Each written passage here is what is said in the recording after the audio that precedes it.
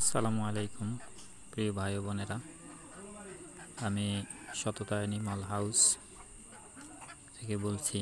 তো একটা বিষয় হলো, আমরা যারা ক্ষুদ্র খামারি আছি সবাই একটা বিরাট সমস্যায় পড়ি।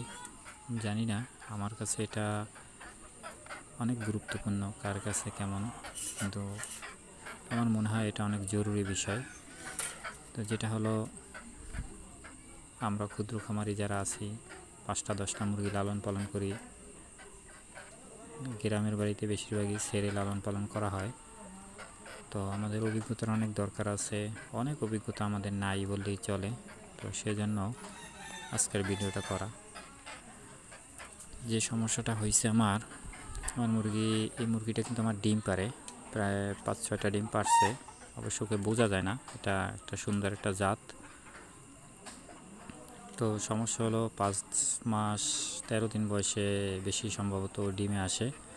তো 4-5টা ডিম, 5-6টা, 4-5টা অথবা 5-6টা ডিম পারছে। তো সমস্যা হলো, গত 2 দিন আগে ডিম পাড়ার পরে ও একটু অসুস্থ। তো আমার মা বললো যে মুরগিটা অসুস্থ, কি করবি এখন?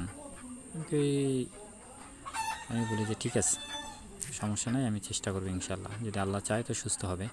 তো আমার যেহেতু ট্রেনিং ছিল, আমার সরকারি সার্টিফিকেট আছে, তারপরে বিভিন্ন খামারিদের ভিডিও আমি দেখি। তো তারপরে আমি ওকে ঔষধ প্রয়োগ করলাম। তো আলহামদুলিল্লাহ ও এখন অনেক সুস্থ, ইনশাল্লাহ আশা করা যায় রিকভার হবে।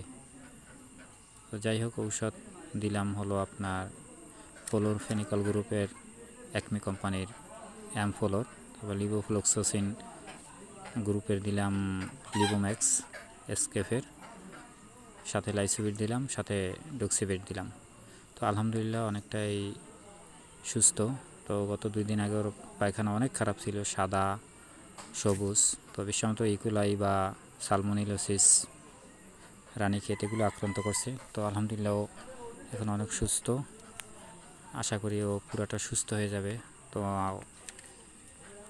আমরা সবাই চেষ্টা করি, যার যে সমস্যা হোক ডাক্তারের সাথে পরামর্শ অবশ্যই করতে হবে, তারপরে ডিসিশন নিতে হবে।